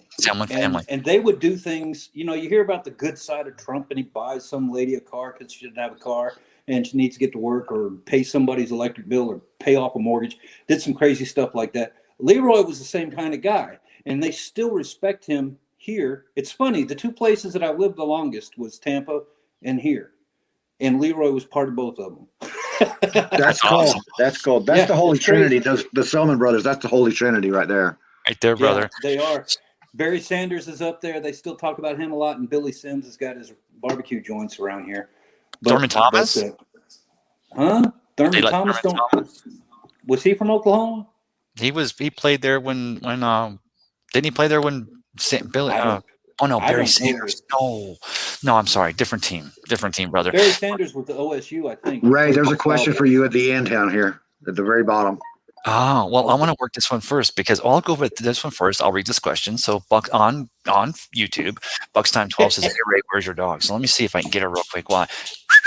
But so talking back again to that concert that Faubert was talking about, and I think this is a perfect way to wrap up this special Magnum PI Thursday night pop-up edition of Cup of Ray. I'm going to let Johnny Dean read this one because you were talking with Andrew about where he wouldn't want to be and talking about that concert where all the mayhem happened. Andrew Faubert from North Sports Dynasty says, well, it kind of was perfect, Andrew, afterwards. I mean, the concert itself I wasted money going there because the person I went to see wussed out because of a little bit of rain. Was it costing you $7? $15 for the. Hey man, that was a hard $15 earned back then, man. What are you talking about? I was doing paving for that crap, dude. The last time Neil Diamond came here to Oklahoma City, it was $5.50 bills just to get in there next to the concession stand. That's just crazy. Yeah. And it was $15, and they called it the Rock Super Bowl. And it wasn't just the tickets I paid for either, Matt. I had to No, that pot was pretty buy all. expensive, wasn't it? Well, it wasn't the pot; it was the other stuff that Elton John sang about. Lucy in the Sky with Diamonds. There you go. Yeah, I don't Yeah, know I had- about that. That might be why you saw the dogs biting people's hair and dragging them across I the thought field. it. I never thought that happened. might be It was a like that welcome at wagon first until all that situation blood going was in there. getting on him. Okay, this show de-escalated really fast. You haven't been on Rick's program very much. This can go crazy for you, Guys. or Ray. So Matt and JD, let me tell this story. I get to UPS tonight, and I just had this. I had to talk tonight. I had to get this off my chest. I want to talk Buccaneer football, and I messaged you, Matt, and I messaged you, Johnny D, and you guys both committed to the show, and I want to thank you both very, very much. This was fantastically fun, and I appreciate you both. It's Well, I always had fun when fun, too. we're on with you, bud. Brother, I appreciate you so much, and of course, go ahead and tell us where we can find you, Matt. Go ahead or Matt, tell us where we can find you. 17 miles south of US Highway 66 or exit 182 off of Interstate 40, right smack dab in the middle of the country. I'm right here, 27 miles west or east of Oklahoma City. Brother, that said it all in a statement, man. I appreciate you, Matt, so much. Thanks for coming on tonight. Yeah, you have a good night, Ray. I'm going to cut out of here. You see you later, Johnny. Talk to you soon. Later, brother. Matt. So, Johnny, tell us where we can find you at, Mr. Johnny Dean and Professor. What's happening in sports and entertainment? I'm on Twitter. Ray took my handle off, and I sure as hell can't remember all those numbers. So Did I do it? Oh, wait. Oh, let me do this then. How can I get it in there? I can't get it in there. oh well. Well, I can read it for you. Johnny D70667421. Is that your Twitter profile? No, that's the name you put up. No, that's the Twitter handle. That's it. At Johnny D70667421. Johnny, thank you so much again tonight. I appreciate you joining me tonight. Later on, Ray. Have a good night, bud. See you soon. Talk to you soon, brother. So there you have it. Thank you so much for joining me for a special Thursday night edition, a pop-up edition of Magnum PI, a cup of Ray. I'll see you guys on Sunday. Appreciate you so much. Of course, even though it's a Thursday night, actually it's close to Friday, but as we roll into the weekend, the first day of the weekend, let me pull this up. You guys know how I always end this. Let me get there. Don't leave the show yet. Stick around for the credits. Everyone needs to know that somebody cares. Tonight, going into Friday, happy Friday, TGIF tomorrow morning. Why don't you be the one that lets them know? Thank you for joining us for a special little Thursday night Cup of Ray Buccaneer chat.